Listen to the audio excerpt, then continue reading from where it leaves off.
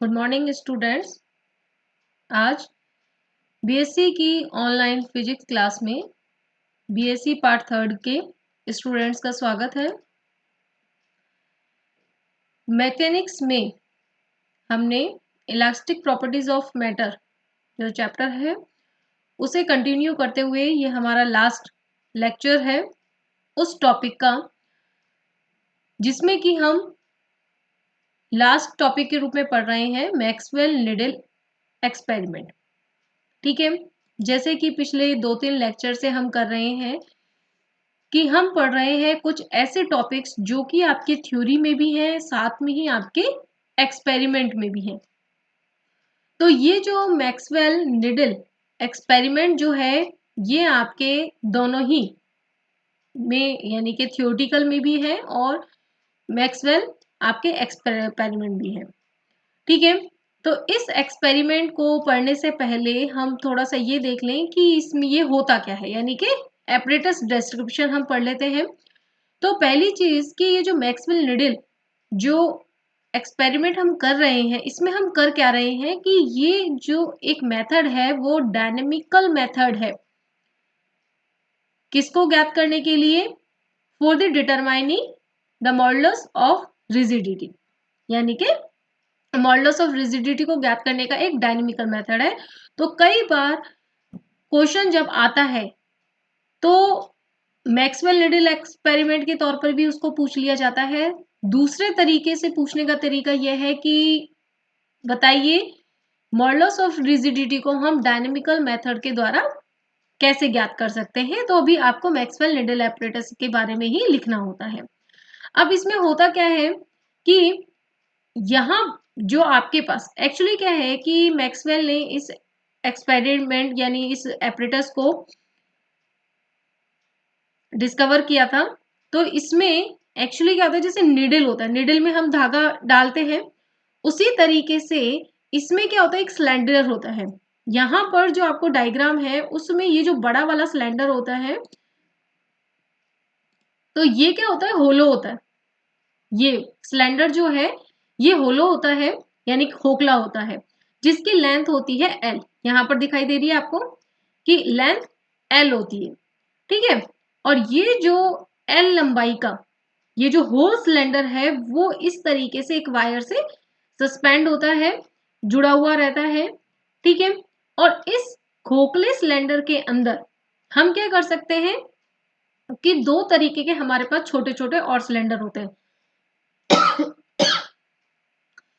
कुछ जो 4 सिलेंडर होते हैं, 2 खोखले होते हैं और 2 सॉलिड होते हैं। ठीक है, यहाँ पर जो आपको देखिए ब्लैंक पार्ट दिख रहा है ये हो होलो सिलेंडर्स के लिए यानी खोखले सिलेंडर को दिखा रहा है, और जो आपके ये शेडेड दिख रहा है ये आपके सॉलिड सिलेंडर्स को बता रहा है। तो इस तरीके से अब इनका जो जो छोटे वाले सिलेंडर्स हैं उनकी जो लेंथ है वो लगभग ली जाती है L/4, यानी कि टोटल जो लेंथ है हमें इस पूरी लेंथ के अंदर 4 सिलेंडर्स लगाने छोटे छोटे।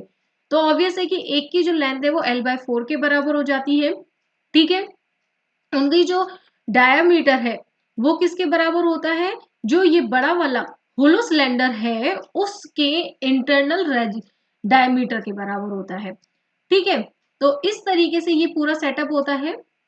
इसमें जो ये हम होलो और सॉलिड सिलेंडर्स ले रहे हैं इनके मास जो है होलो के लिए हम mh ले रहे हैं और जो सॉलिड सिलेंडर है उसका हम ms ले रहे हैं। ठीक है, अब आपको जैसे डायग्राम में हमें दो कंडीशंस हमने दिखाई हुई हैं तो वही दोनों कंडीशंस हम एक्सपेरिमेंट में भी यूज करते हैं। जैसे कि फर्स्ट कंडीशन हमारी ये थी कि आपका देखिए फर्स्ट डायग्राम हमें ऐसा दिख रहा था।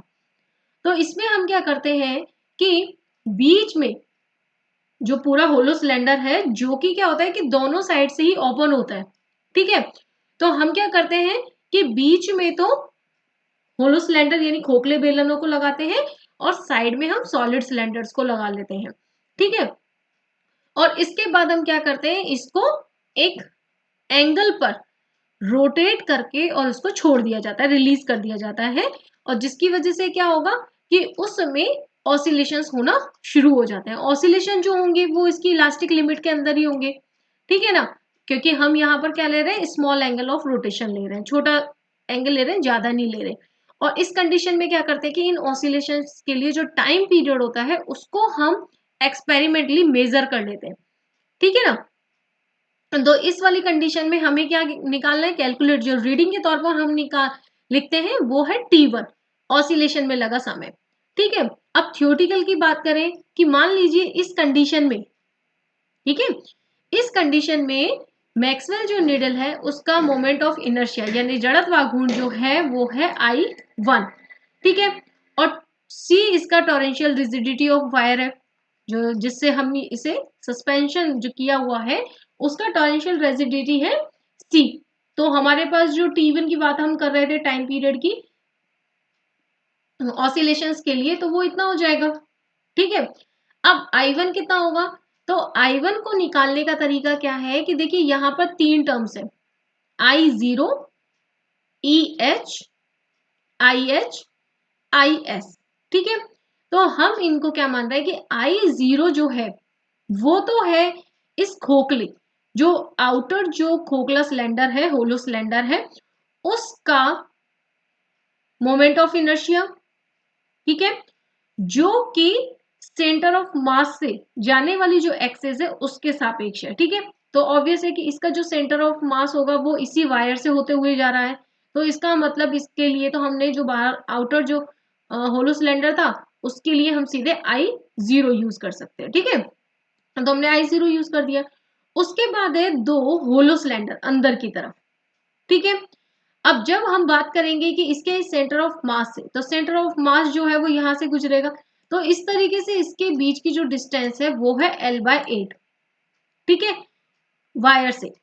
तो 2 सिलेंडर्स हैं, दोनों की स्थिति सेम हो जाएगी यहां से यहां तक, तो इसलिए हमने 2 से मल्टीप्लाई कर दिया है।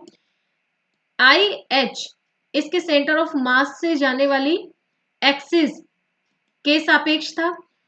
तो साथ में ही जो पैरेलल एक्सिस वाली थ्योरम है, जब हमने मोमेंट ऑफ इनर्शिया ज्ञात करने के लिए हमने थ्योरम से पढ़ी थी, तो उसमें हमने पैरेलल एक्सिस वाली पढ़ी थी कि अगर इसके पैरेलल में हमारे पास ये दूसरी एक्सिस है, दोनों के बीच की जो डिस्टेंस है वो है L/8, ठीक है। तो MH L/8 का होल स्क्वायर, ठीक है। हमने यही थ्योरम पढ़ी हुई है कि सेंटर ऑफ मास से जाने वाली मोमेंट ऑफ इनर्शिया प्लस में द्रव्यमान इनटू में दूरी का वर्ग, ठीक है। इसी तरीके से जब हम सॉलिड सिलेंडर के लिए करेंगे, तो सॉलिड सिलेंडर के लिए ये डिस्टेंस कितनी हो जाती है 3L/8, ठीक है। तो IS जो है वो हो जाएगा इसके सेंटर ऑफ मास से जाने वाला, तो सेंटर ऑफ मास के लिए तो ये इस तरीके से हो जाएगा, सेंटर ऑफ मास से इसकी दूरी जो है वो है 3L/8। तो हमने ये वाली टर्म निकाली, और जब हम ओवरऑल इस सेटअप के लिए मोमेंट ऑफ इनर्शिया निकालेंगे तो सबको हम क्या कर देंगे, ऐड कर देंगे और I1 की वैल्यू ज्ञात कर लेंगे, ठीक है। अब इसके बाद क्या है, सेकेंड कंडीशन हमारे पास आती है जिसमें हम क्या करेंगे कि अब उल्टा कर देंगे, यानी इनको इंटरचेंज कर देते हैं, सॉलिड सिलेंडर्स को बीच में रख लेते हैं और जो होलो सिलेंडर्स है, खोखले बेलन है, उनको हम बाहर की तरफ लगा देते हैं और वही रोटेशन करके हम इनको छोड़ देते हैं, ठीक है। तो इसमें भी ऑसिलेशन होगा, और अब की बार हम किसकी है ना रीडिंग ले लेंगे, T2 की रीडिंग जो है ये हम ज्ञात कर लेंगे, ठीक है। अब थ्योरेटिकल बात करें कि अब इस टाइम पर इस कंडीशन में हमने मान लिया कि मोमेंट ऑफ इनर्शिया जो है वो I2 है, तो हमारे पास T2 जो है वो इस तरीके से हम लिख सकते हैं। और जैसे हमने I1 को निकाला था अभी कंडीशन फर्स्ट के लिए, उसी तरीके से हम I2 को निकाल सकते हैं, बस इसमें जो है इंटरचेंज हो जाएगा, यानी पहले L/8 पर होलो सिलेंडर थे तो MH और IH आ रहा था, अब की बार क्या हो जाएगा IS और MS हो जाएगा, ठीक है। और 3L/8 दूरी पर हो जाएगा IH प्लस MH 3L/8 का होल स्क्वायर, ठीक है। तो इस तरीके से हमारा जो है I2 moment of inertia in this condition हम निकाल सकते हैं, ठीक है। अब क्या होगा कि जो हमारे पास, अब देखिए जो फॉर्मूले हमारे पास I1 और I2 के हैं, तो अगर हम सिंपली I1 माइनस I2 करते हैं तो हमारे पास इस तरीके से टर्म आ जाती है, ठीक है। अब इसके बाद क्या है कि अगर मान लीजिए हमारे पास जो T1 और T2 की जो टर्म्स थी, हमने इक्वेशंस निकाली थी, अगर उसमें भी हम क्या करें कि उनको स्क्वायर करके माइनस कर देते हैं, तो हमें जो टोरेंशियल रिजिडिटी है उसको हम इस तरीके से मोमेंट ऑफ इनर्शिया और टाइम पीरियड्स की फॉर्म में लिख सकते हैं। ठीक है, अब I1 माइनस I2 जो है वो अभी ये ऊपर, तो यहां से हम क्या करेंगे, इसकी वैल्यू यहां रख देंगे। ठीक है, तो हमारे पास इस तरीके से C की फॉर्म में, C जो है टॉरेंशियल रिजिडिटी, वो हमारे पास इस तरीके से मास और टाइम पीरियड्स की फॉर्म में निकल आता है। अब चूंकि जो टॉरेंशियल रिजिडिटी है, जो हम एक्सपेरिमेंटल वायर जो यूज कर रहे हैं सस्पेंशन, जिसके लिए हमें ज्ञात करना है, यदि हम थ्योरेटिकली उसको देखें तो उसकी जो वैल्यू है वो आती है sigma pi r to the power 4 upon में 12। ठीक है, अब इन दोनों को कंपेयर करें तो हमारे पास जो मॉडुलस ऑफ रिजिडिटी है उसके लिए फॉर्मूला आ जाता है in terms of L length है, ठीक है, वायर की, ठीक है, वायर की है, स्मॉल एल वायर की लेंथ है, कैपिटल एल सिलेंडर की लेंथ है, होलो सिलेंडर की जो आउटर यानी मैक्सवेल निडल की जो लेंथ है वो कैपिटल एल है, एम एस सॉलिड सिलेंडर का मास है, एम एच होलो सिलेंडर का मास है, T1 फर्स्ट कंडीशन पर टाइम पीरियड था, जबकि सॉलिड सिलेंडर्स आउटर में है, होलो सिलेंडर इनर पार्ट पर है। T2 सेकेंड कंडीशन में टाइम पीरियड था, जबकि होलो सिलेंडर बाहर थे और सॉलिड सिलेंडर बीच में थे। और R small r is the radius of the wire है। ठीक है, तो ये सभी जो वैल्यूज हैं ये हमें एक्सपेरिमेंटली हमारा जो एपरेटस है उससे हम सीधे इनकी वैल्यूज निकाल सकते हैं, मेजर कर सकते हैं, और इन सभी को मेजर कर सकते हैं, T1 T2 की रीडिंग से ले रहे हैं। तो इस तरीके से सारे के सारे टर्म्स हमारे पास मिलने के बाद हम क्या कर सकते हैं, experimentally modulus of rigidity of the wire हम ज्ञात कर सकते हैं। इजी डेरिवेशन था, एक बार अपने हाथ से करेंगे इजीली कर पाएंगे। ठीक है, और एक्सपेरिमेंट भी बहुत अच्छा है, कभी आप करोगे आपको मजा आएगा करने में। और अगर आपको टॉपिक से रिलेटेड कोई भी अगर कुछ भी डाउट है तो आप व्हाट्सएप ग्रुप पर अपने कंसल्ट कर सकते हैं, कोई भी डिस्कशन कर सकते हैं। So thank you so much and keep watching further videos. Thank you.